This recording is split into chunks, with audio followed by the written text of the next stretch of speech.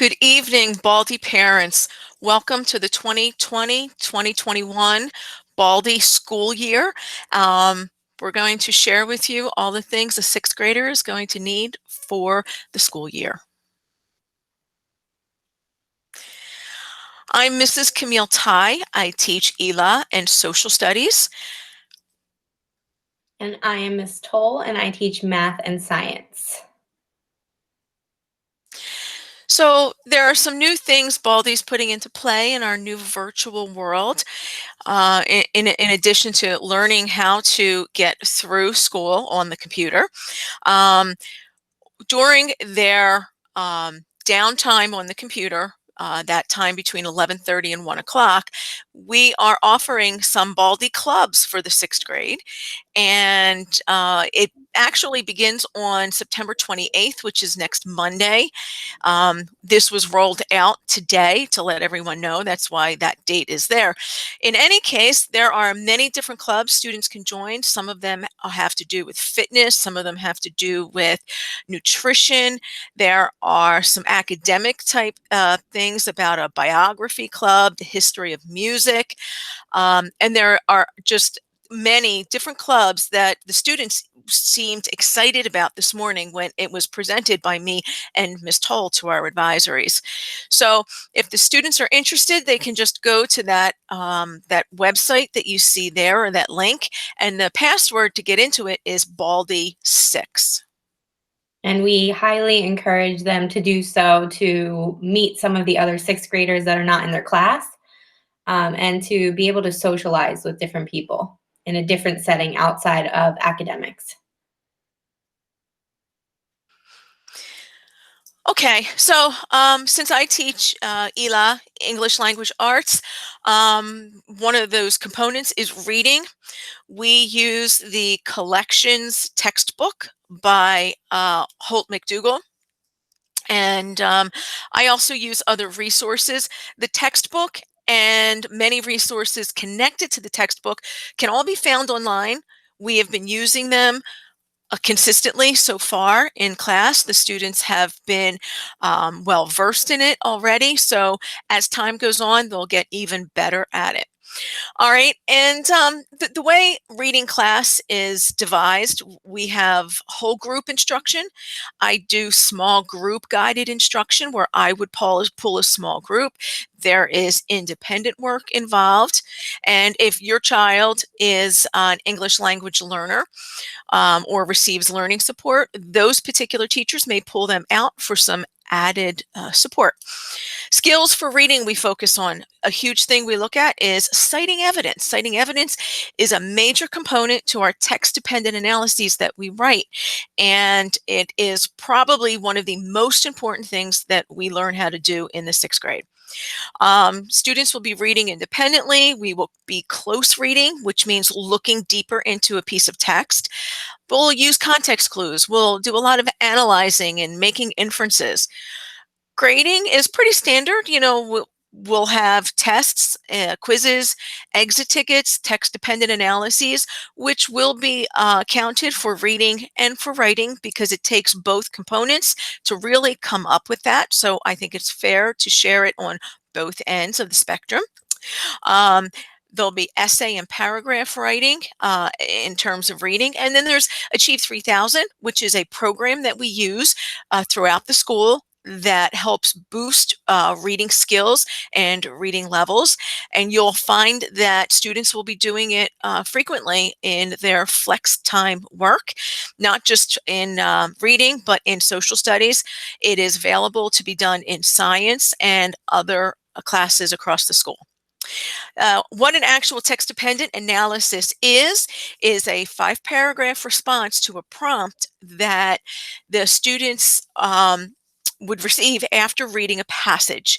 It's structured and it focuses on that element of citing evidence to back up what it was that they gave as an answer. Why did they choose the particular answer? We'll use the strategy of the Peel structure. The P would stand for make your point. E would be use your evidence.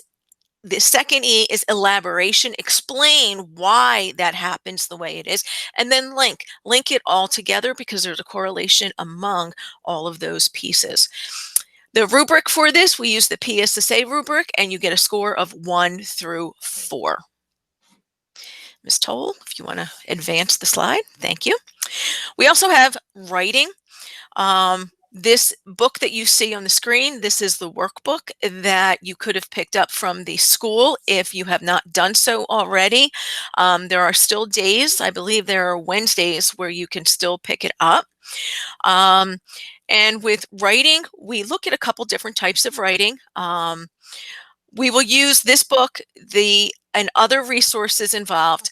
There will be informative and explanatory writing, argumentative writing, and narrative writing. And all of this is included in this book, in addition to text-dependent analyses, which I've already had mentioned. And text-dependent analysis is a different type of writing. It's more of a response, a direct response, whereas the informative, explanatory, argumentative, and narrative could be a little more free and creative. So the skills we focus on would be grammar and mechanics, sentence structure, organization, content, the focus of being able to stay on task when you're writing. Grading includes independent tests, quizzes, an exit ticket, text-dependent analyses, and essay and paragraph writing. And so let's move on to social studies. Social studies, we use this textbook, which is an older textbook. However, the book that, if we were in the building, is just an updated version of this. It's called World Cultures and Geography. What I have done is I have scanned in portions of the book, so the students will have the ability to have a textbook at their fingertips. It is found in the Google Classroom. They're all well versed. They should know where that is at this point. There will be assignments in the textbook as well as handouts and activities. Content that we're focused on in social studies is geography, which includes maps, which we're currently doing, themes of geography, physical and human geography.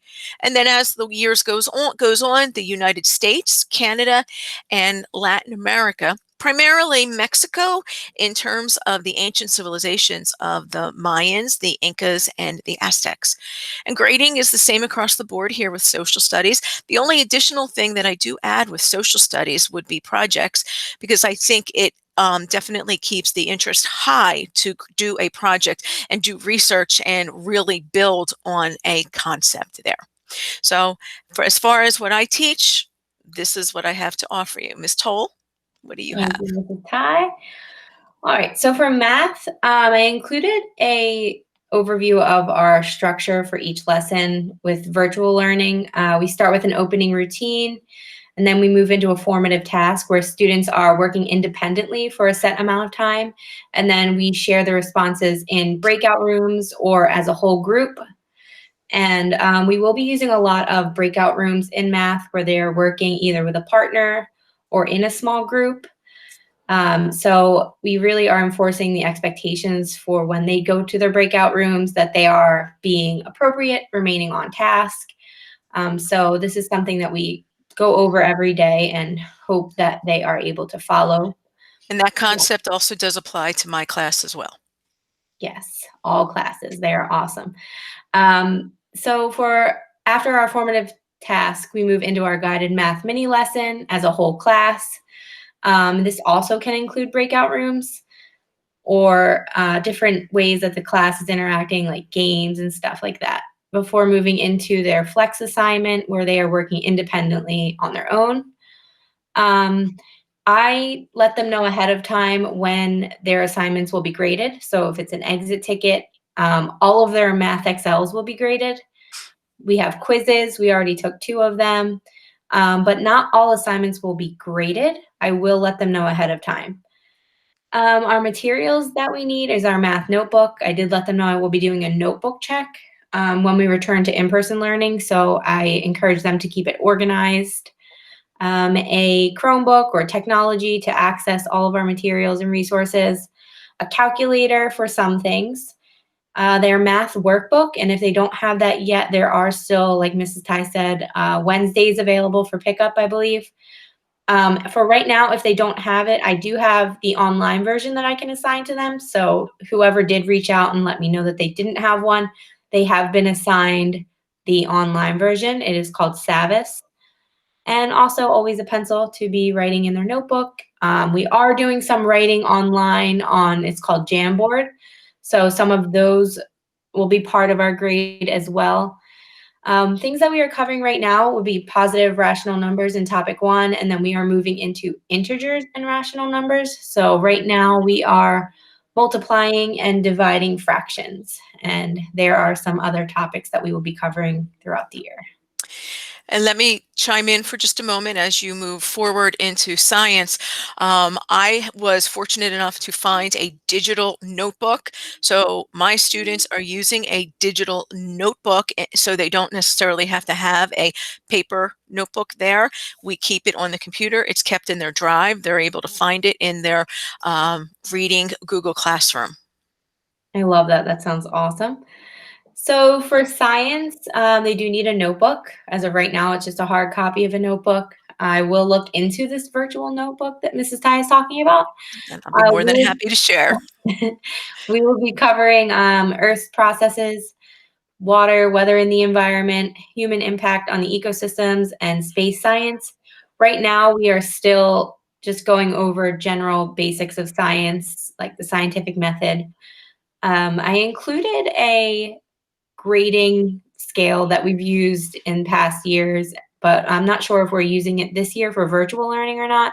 But this is just an overview of what it would look like and what the weight of the different assignments could be. So expectations for all classes, we expect every student to be on time and to attend every class. Even elective, they need to be on time and attending each elective class that is scheduled to be live, to come prepared, whenever possible, to use their camera and microphone, and also to always be patient and flexible.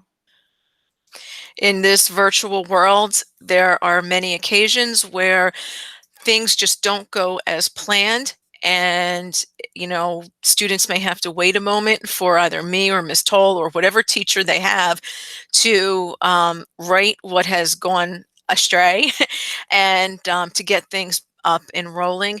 I think in addition to all of these here, one of the key things in life today is they need to remain positive, know that there is going to be some semblance of normalcy, hopefully sooner than later. And lastly, here is a page with contact information. If you need to reach out to our assistant principal, Miss Bragg, myself and Miss Toll's email addresses are at the top on the right there. Our English language learner teachers are below us, and then our learning support teachers you'll find below. So if you want to take a screenshot of this for your knowledge, please, by all means, I encourage that. And I hopefully look forward to seeing your children soon in my classroom. And we just need to keep moving forward and staying positive. And I hope everyone is continuing to be healthy. Ms. Toll, Yes, closing everyone thoughts? continue to stay healthy and safe, and we hope to meet all of you in person soon. Thank you all for your time, and I hope you enjoy the rest of your day.